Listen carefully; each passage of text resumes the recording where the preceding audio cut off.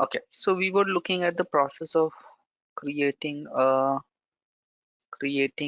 data set using custom report, right? And we looked at what are the prerequisites for a custom report to be used as a data source for your base data set.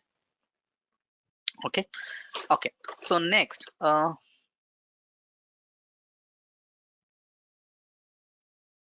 we'll talk about creating base data sets. Creating base data sets from custom report. Okay, so I would go back to the tenant and go to the data catalog. So I want to create a new base data set, and I want to do that using a custom report. So I'll go back to the data catalog view and I'll go ahead and create a base data set. Now there are three options for creating a base data set: from a custom report, from a file, or from a server, from an SFTP. So I'm selecting the option from custom report. Okay, the next thing, I'll have to select the relevant custom report. So here it will only show me those reports which are enabled for Prism Analytics. So basically those reports which follow these criteria are the ones which will be displayed. Okay, the first report I want to create is, or the first base data set that I want to create is for importing the company structure. So I'm selecting that as my data source. Now this report doesn't have any selection criteria.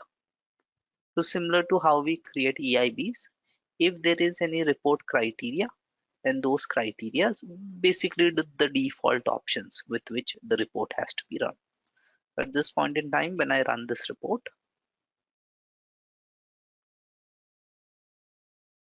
it simply gives me the output. There's no run criteria or selection criteria or prompt criteria that I have to define. And that's why none of that is displayed. Okay, the second one is the environment restrictions. Now, what are these environment restrictions? Okay, so whenever we create Is it like security? yes, have you create any security proxy access policy? No, Okay, so what happens is now, no. sure, okay. So the idea is when a data set integration runs in an environment. So for your custom report, when I go ahead and save this data set, it will go ahead and create an integration, right? Okay, now subsequently, now the first time when I create this base data set, it will import whatever data is there in my custom report. But later on, I go ahead and change my companies. Or let's say I talk about the other report, which is worker details. Now, new employees, new workers get hired, old workers get terminated. So my data is not static.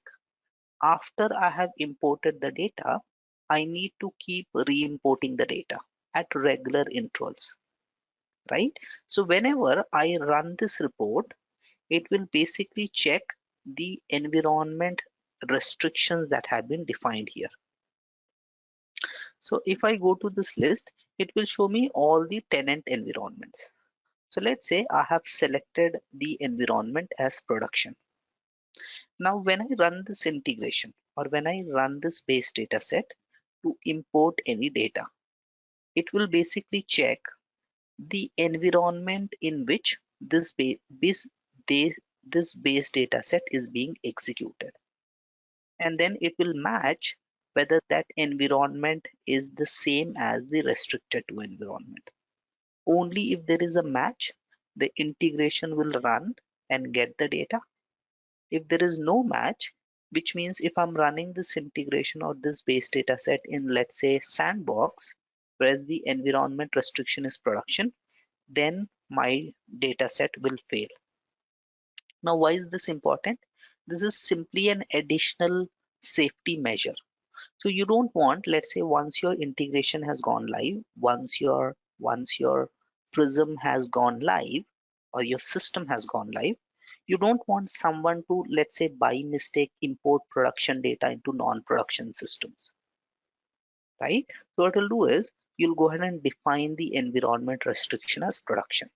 Or let's say your system is still not live, right? You're still making changes, and you don't want someone to by mistake run this integration in production, or this this data set in production.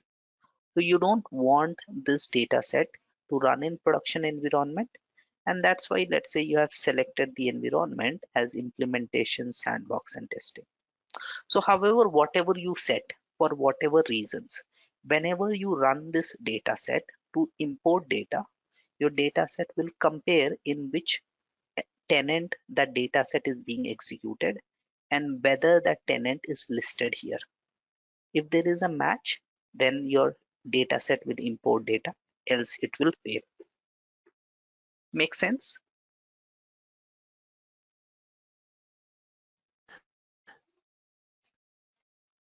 So basically, we are avoiding this base data set to be run in these three tenants or in We are production. Like, saying this in, tenant should only run in these, or this data set should only be restricted to run in these three tenants. Okay. So okay, whatever because we are just prompts, because this data set is in progress. right. So we are That's why. saying this data set can only be executed in these three environments right now. So even if I by mistake import this data set into production, when I run it, it will fail because the environment restriction is not specified as production. Okay. So whatever environments you specify here, your data set can only run in those tenants. Make sense? Uh, Okay. So the first thing that you create, so for creating a data set, you select the custom report, right? Define the prompt values. Now for this report, there are no prompt values. That's why you didn't have to define them. Okay, the second thing, now this is important. In the environment restrictions section, select the environment in which you want to use the in which you want to run the data set to import data, right? So the idea is when a data set integration, or simply for now, you can say when a data set, right, runs in an environment,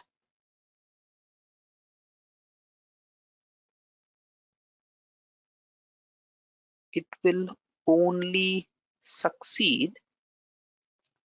if the restricted to environment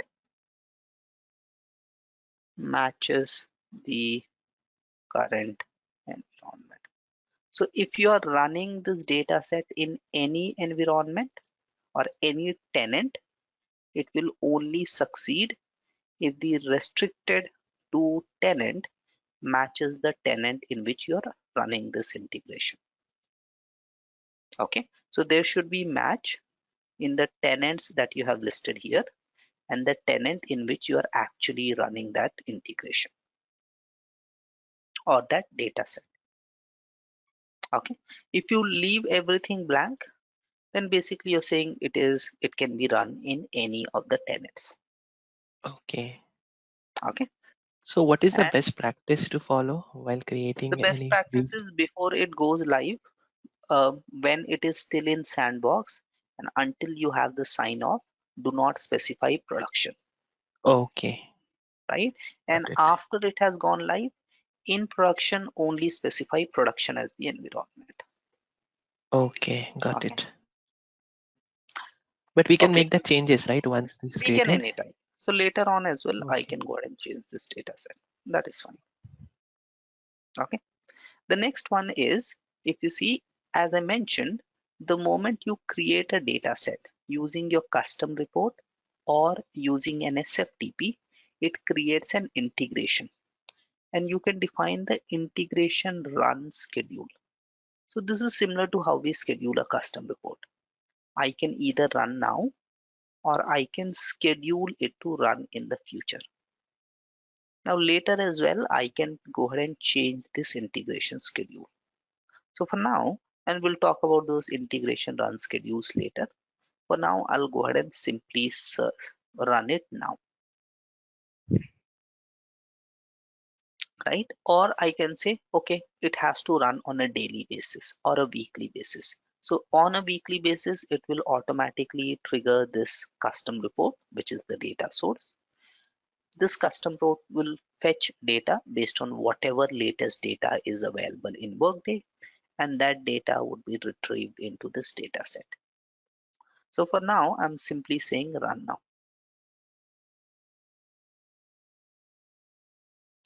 And okay. Okay, now here I'll go ahead and give a name. Please remember that your data set cannot be renamed after saving. So Oh, always two things I mentioned. One is the tags and then is the meaningful names.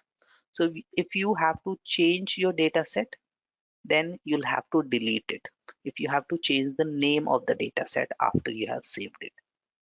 So give a meaningful name to your data set because you'll not be able to change it later on. Okay, so what I'm going to do is I'm going to call it WB Feb 7th.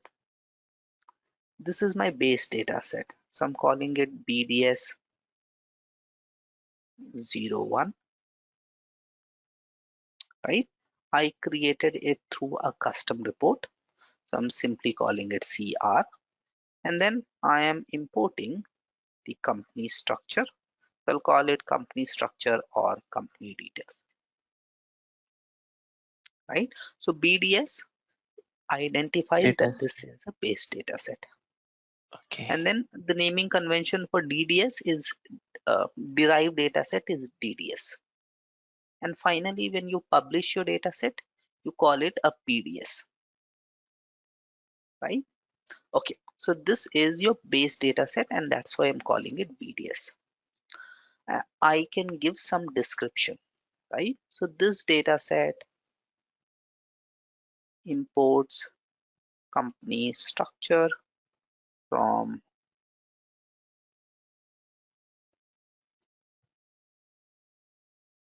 Workday. Now you can run this integration. As I mentioned, your integration, once you go ahead and schedule that, here we only selected the option run now. But then we had the ability to run it on a recurring basis, a daily basis, a weekly basis, or even later on. Even though I have scheduled it to run just now, later on I can go ahead and rerun this data set to import whatever latest data is there. Now, whenever I'm running this data set to import new data, how would the new data get be imported?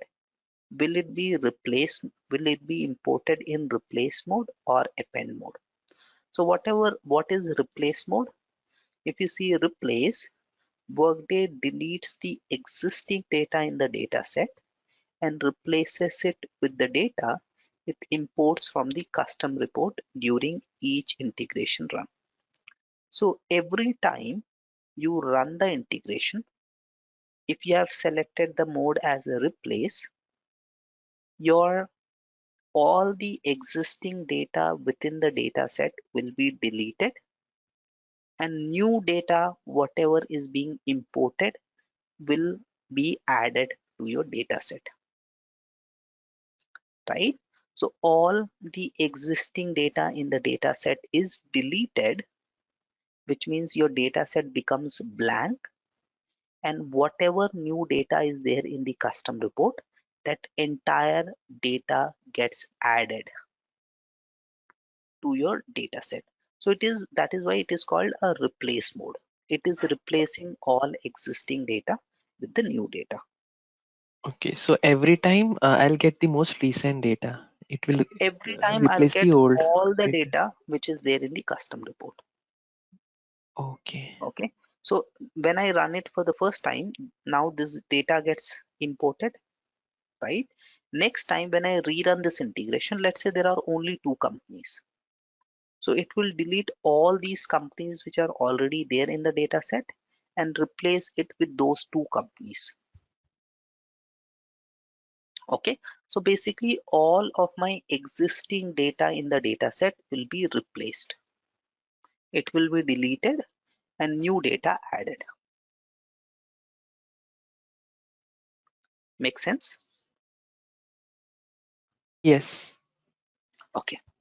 Again, so this is similar. Let's assume I have two companies earlier, company one and company two. So this is the data which gets imported to my base data set, BDS01. Now next time when I run this report or run this data set, let's say the company is company 2, company 3, and company 4. Now because I'm running it in replace mode, this entire data gets deleted, and whatever new data is there, it gets copied. So this will be the new data. Okay. All existing data gets deleted and new data gets pasted in its place.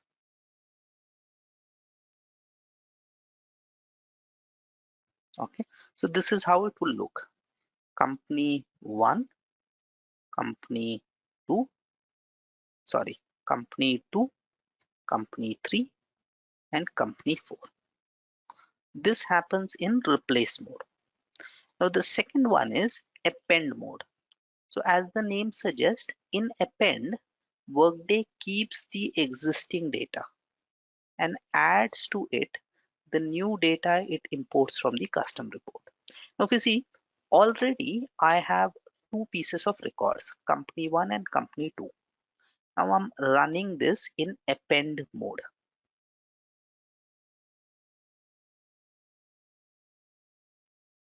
So I'm running it in append mode. So earlier I had company 1 and company 2. Sorry. Now when I'm rerunning it in append mode, the new data is company 2, company 3, company 4. So what will happen? The existing data remains as is. So it keeps all the existing data and adds to it the new data from the custom report. So what is the new data from the custom report? This three. So this simply gets added. So in replace mode, Okay. this is how my data would look. In append mode, this is how my data would look. Okay, so my existing data remains as is. The new data gets appended. In replace mode, my existing data gets deleted. Only my new data is shown. So be very careful with append mode, because with append mode, system would not check if there are any duplicates. It will simply check what is the new data in your custom report. Simply take that data and add to the existing data, right? So whatever data Got your it. custom report is fetching, everything gets added. So if we see, Workday imports all data in the report during every integration run, resulting in duplicate data in the data set. Select append mode for custom report dataset when you want a snapshot of the custom report to maintain history in the data set for trending use cases. So when will you use a append mode? Only when you want to maintain trending data. So you want to know what was the data in June versus what is the data in July versus what is the data, let's say, in August, and so on and so forth. So only when you want to maintain that history of how your data is changing over time, only then use an append mode. So similar to how we use the trending report. Else, do not use append mode. So by default, use replace mode only if you have a specific requirement wherein you need to maintain old history as well. Only then, sorry, always use replace mode only when you want to maintain old history for a very specific requirements. Only then select append mode. Okay. Else, select replace mode. Yes, got it. Okay. So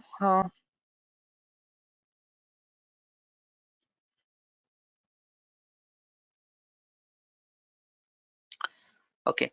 So data update modes, and we have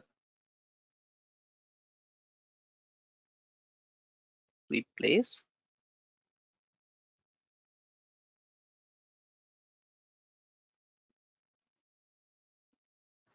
and append.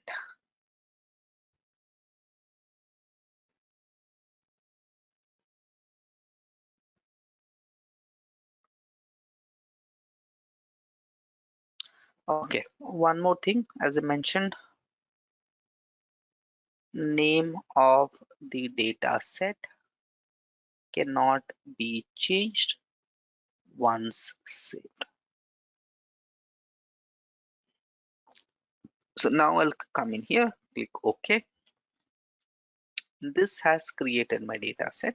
Let's go to say done. So this is my data set. Now if you see with data set, I didn't have to create any schema.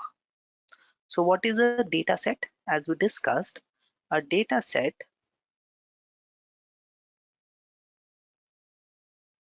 controls some underlying data and describes the processing logic for that data. So data set basically consists of the schema of the data, which is basically the metadata, and the transformation logic for that data. So unlike your tables, right, whenever you are dealing with any traditional database or any traditional table, you first define the table schema and then you import data into that table. Without table schema, you cannot import any data. Here, if you see, I didn't have to define any schema. I didn't have to define the columns of this data set. I simply imported data, and when I did that, Workday automatically created the schema for me. And here, these names, if you see, these are my XML override aliases. So that is why it is important that once you have created a data set, you do not change that XML alias. If you change that, then you'll have to again go ahead and rename your data sets as well.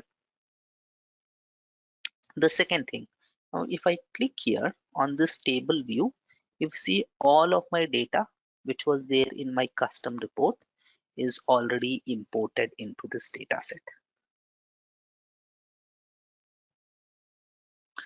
Okay, so what all does it include? Company name, company WID, sector, parent company, parent company WID. So company name, company WID, sector, parent company WID. Now, in addition to this, if you see, Workday has created two additional fields. One is WPA load ID and then WPA load timestamp. So in addition to all those fields, which were there in the custom report, Workday has automatically added these two fields. One is load ID and load timestamp. Now this is especially helpful in your append mode because you're continuously adding data and so what is WPA load ID? Every time you run or load data into your data set, Workday runs an integration. And this is basically the ID of that integration run. So if you see, because all of these records have been loaded as part of the same integration, the load ID is same. So this way I know that all of these records were loaded as part of the same integration run. Similarly, if I look at timestamp, the timestamp is also same because all of these records were again loaded as part of the same data load. So Workday automatically creates these two fields, which is WPA fields,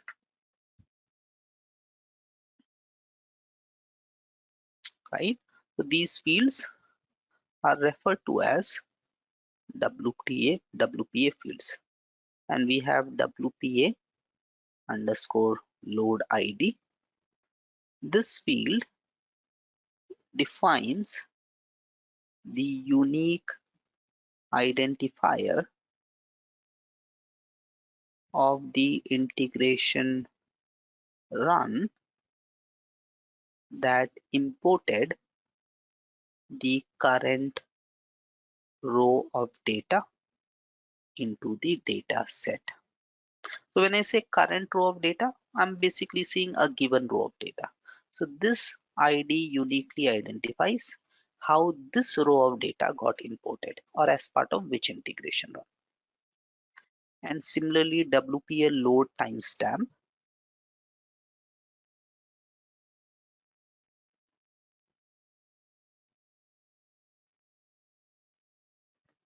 right? This field defines the date and time of the integration run that imported the current row of data into the data set. So we have load ID and load times.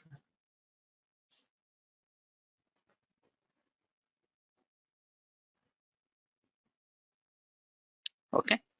Any questions? Load ID be same for each row or it's different? It's same for each row which was loaded as part of a single integration run because all of these rows have been loaded as part of a single run. So Okay. as such in replace, every row would have the same load ID because in replace, if you see every time you load a new integration, all the rows gets loaded automatically.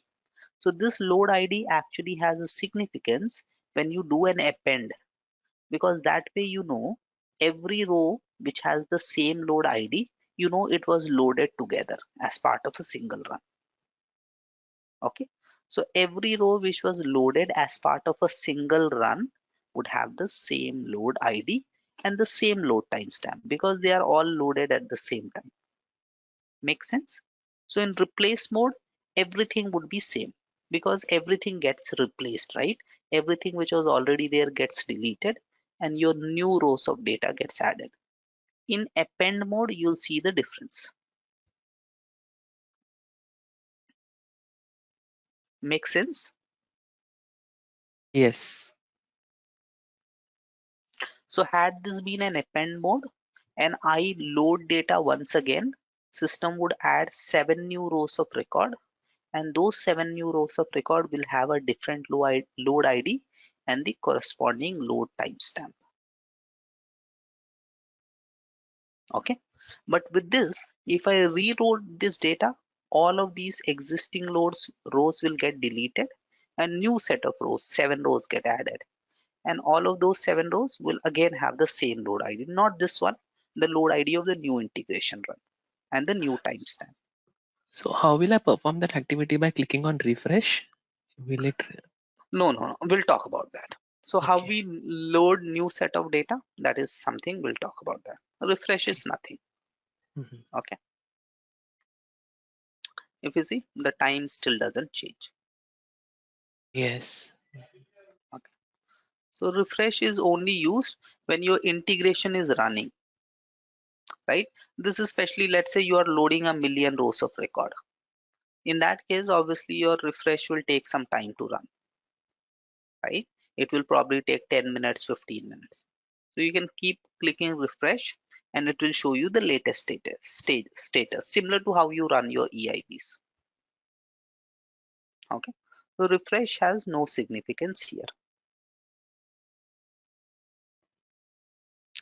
Okay. Now when I create, so this is my integration mode, replace.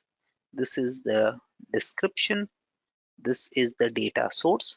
So this data set has been created using a custom report or a Workday report created on this time, created by this user. Last modified is the same time because I have not changed since then. And then there's no security. The status is not published. Now I can define tags for this data set. So when I create a data set here at this point in time, no tags have been assigned. I can click here and define a new tag. So either I can select an existing tag or I can create a new tag. And I'm creating this tag called Feb7. So whenever I enter some new value, it says, do you want me to create a new tag? I'm saying yes and save. So here I have created a new tag and added the tag to this new data set that I have created.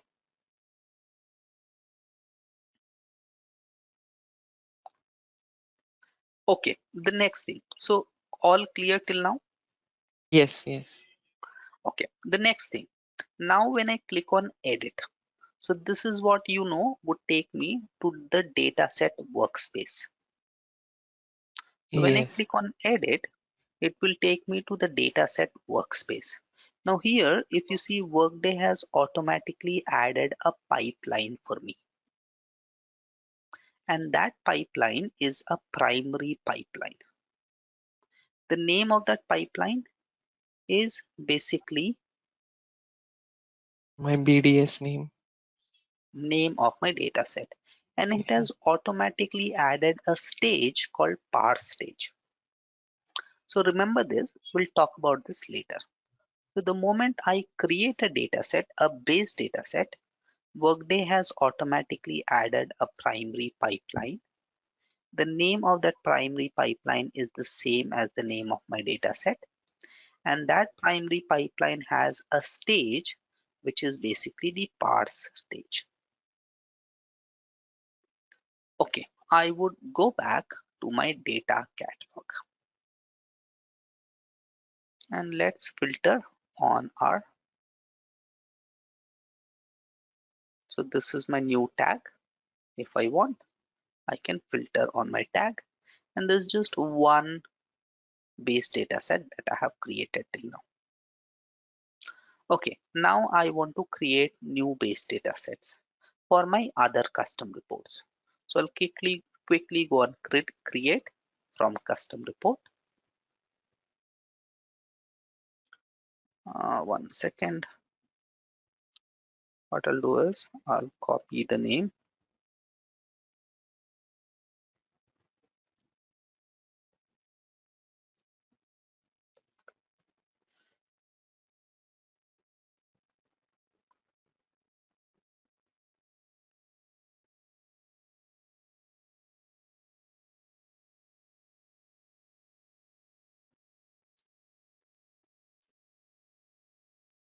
Okay, so I want to create a new base data set from a custom report. This time I want to create it from the second report, which is supervisory structure. Now this report has a prompt and I'll have to define the prompt values. So here I'm saying determine value at runtime and this is equal to today. So I want this to take automatically the date on which that data set is being executed. For organizations, I want to select global modern services.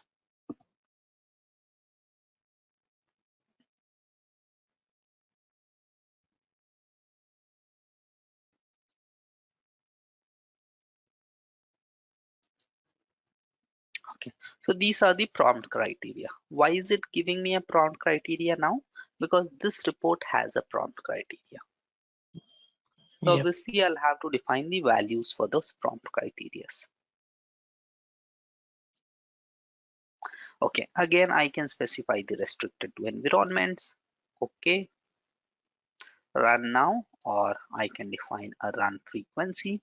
We'll talk about this later. For now, I'm just selecting run now. Okay, and here I would give a name to my base data set. So this is my base data set number 02, and this is supervisory details.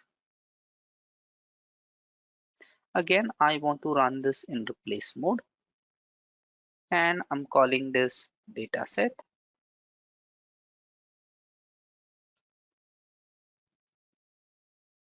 So this data set imports supervisory structure from Workday. Want to run it in replace mode. Okay.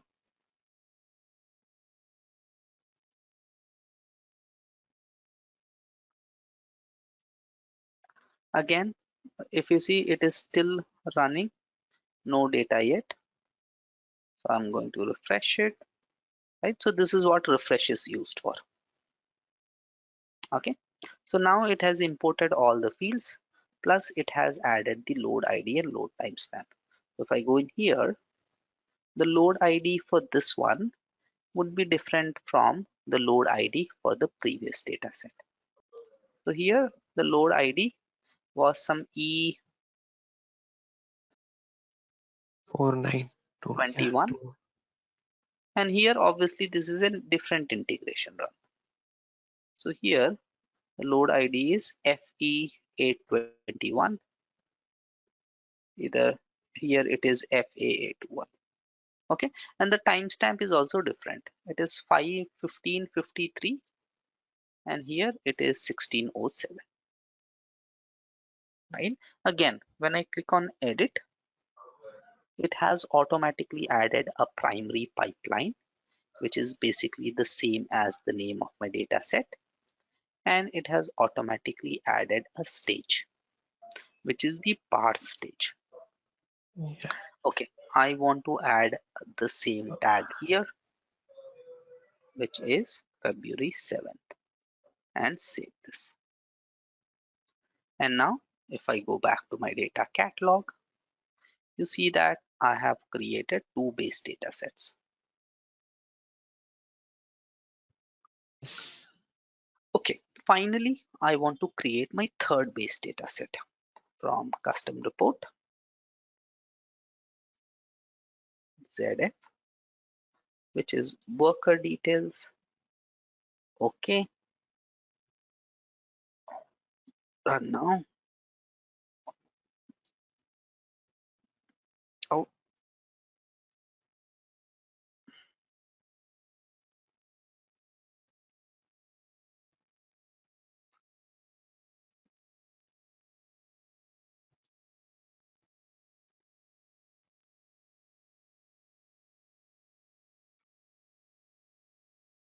replace. I would copy this. I'll call this BDS03, and this is my worker details.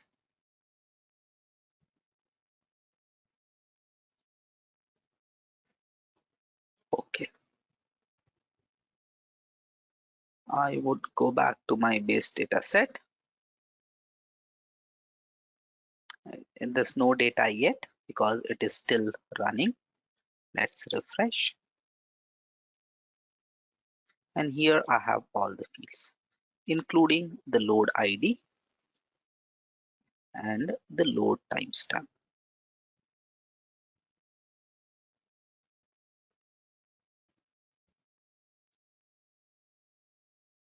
which is here. Yep. Okay.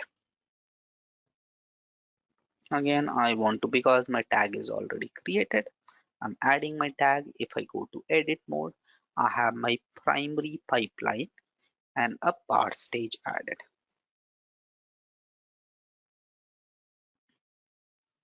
Okay, once we have created our data sets, now if you see, all I have done is I have my data in three different custom reports, and from those three different custom reports, I have brought the data together. I have brought that data into three different base data sets. So at this point in time, if I go back to the data catalog, I have the data which was there in three different custom reports now in three different base data sets. Now, when I did that, Workday created a pipeline for me. So for each of these data sets that I create, Workday has created a pipeline. Okay, so what is a pipeline? We have seen that every data set that we created, Workday added a primary pipeline, and within that Yes. primary pipeline, Workday added a stage which was specifically parse stage. Mhm. Okay, so what is a pipeline? Your data sets, they contain at least one. So every data set which gets created will have one pipeline automatically added. So data sets may contain one or more pipelines. Each pipeline in turn, so pipelines can contain one or more stages. So data sets contain one or more pipelines. Pipelines can contain one or more stages. Okay. And Okay, the by default stage would be parse, or it would be we'll different? talk about that. So I'll talk Oh, about what is the parse stage, why it get added, what is the purpose of that parse stage. We'll look at all of those. Okay. For now, every data set will have at least one pipeline, and every pipeline will have at least one stage. Okay. So a pipeline is nothing but a container of stages. So pipeline is nothing but a container of stages. Okay, what does a stage do? What is the purpose of a stage? Stage models the flow of data, or if I can put it the other way, a stage basically transforms the data. So with Prism, I have been talking continuously that Prism is used for your data transformation. So your data preparation, your data blending and cleansing and transformation and modification. So this data transformation and preparation, it happens within a stage.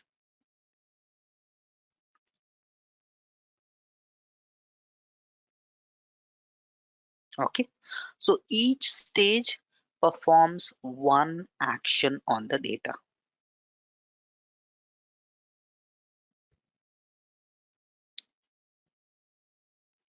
right? So each stage defines a single transformation action on the data. So your data goes into a stage, if I have to define it the other way. So when you create your base data set, right? Your base data set consists of a pipeline. So this is your pipeline, right? Okay. Now this pipeline consists of a number of stages. So at least you'll in a base data set there will be one pipeline. There could be more, but let's assume for now there is a single pipeline. And this pipeline may have one or multiple stages. So let's assume this is the first stage and this is the second stage and this is my third stage.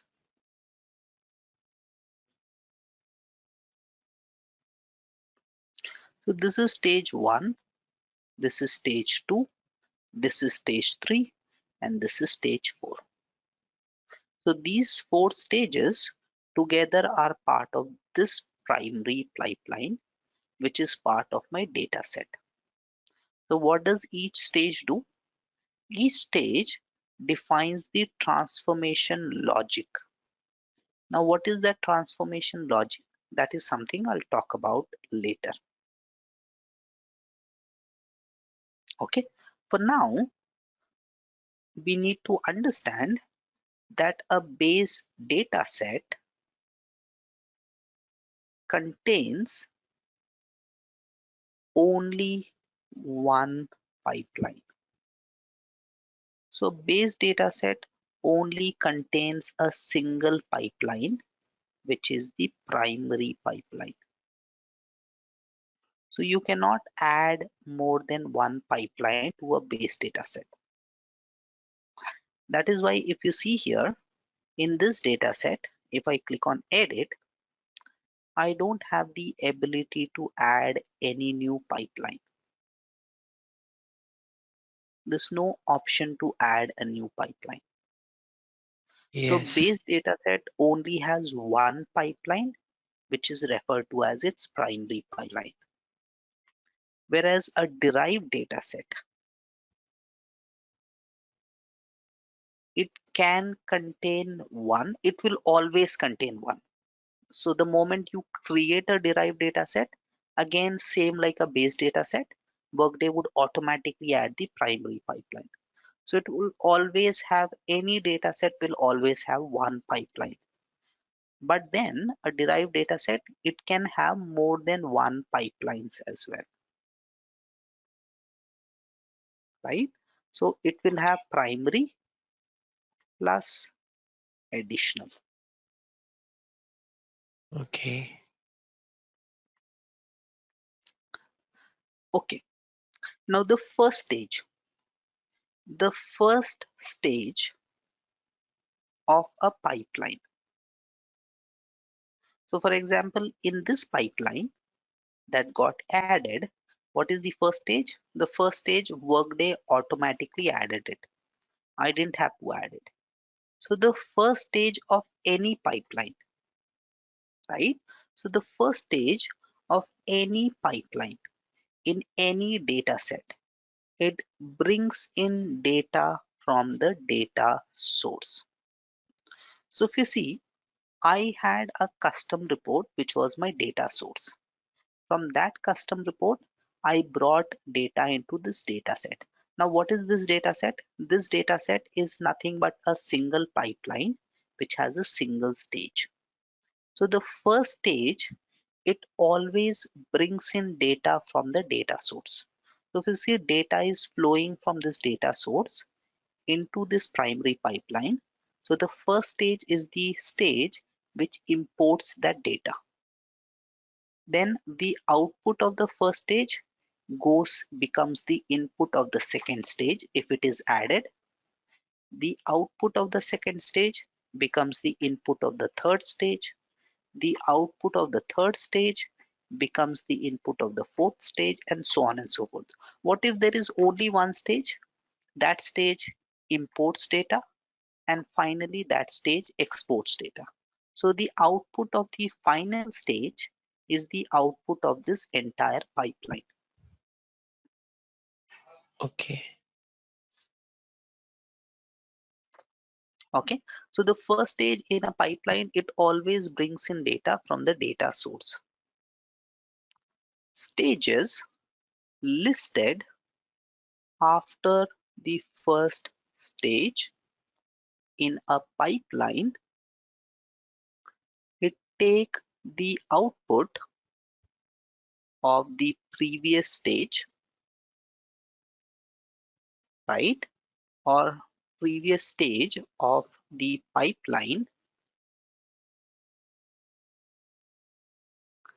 and as the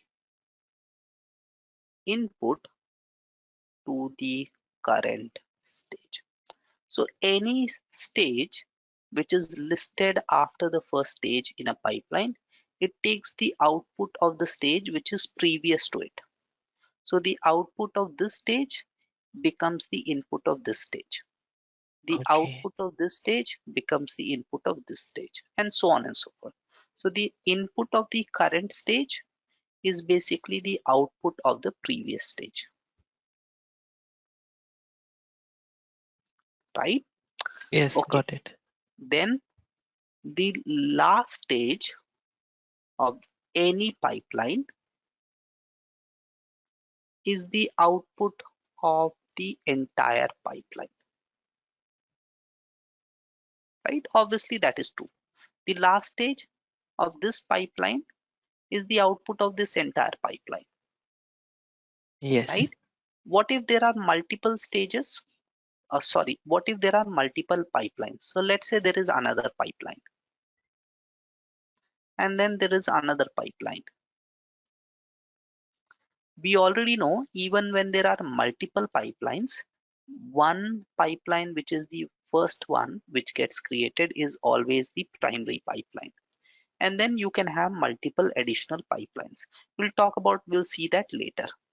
So for now, because we are looking at base data set, obviously in a base data set, you cannot have more than one pipeline. So if you see, every pipeline imports some data and exports some data. So this Yeah. pipeline is exporting some data, this pipeline is exporting some data, this pipeline is exporting some data. So what is the output of the data set? The output of the, so while the output of the last stage is the output of the entire pipeline, the output of the primary pipeline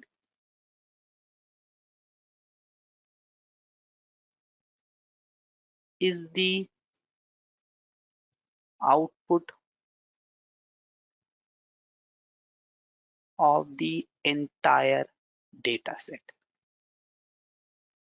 So the last stage of any pipeline, or the output of the last stage of any pipeline, is the output of that entire pipeline, and the output of the primary pipeline is the output of this data set. Now, what does it mean? We'll look at that later. So for now, just remember this. Every pipeline imports some data, takes that data through one or multiple sources, and then outputs the transformed data. So the Both output the of the, output would be same, right? I mean, sorry, both the here and output here. would be same. No, no. In the BDS, the Uh-huh. output of the pipeline as well as the output of the final stage would be same, right? Yes, Yep. exactly. So that's what I'm saying. The Oh, output of the primary pipeline is the output of this entire BDS, because okay. obviously there's just one pipeline. Hmm. Okay, but if there are multiple, if there is a derived data set, each pipeline has an output. The final output of the derived data set is the output of the primary pipeline. Now, this may look confusing, but don't worry. In practice, it's very easy. So when we create actually the derived data set, that's when it will make a lot more sense, right? So pipelines and data sets is a very important concept, because this is where all your transformation is happening, right? So we'll talk about a number of data sets. For now, in this data set, parts is the stage which is automatically added, and we'll talk about this part stage in detail. For now, if you see, I can add additional stages as well. In base data set, only three stages can be added. In derived data set, you can add many more stages. So we'll talk about those aspects later.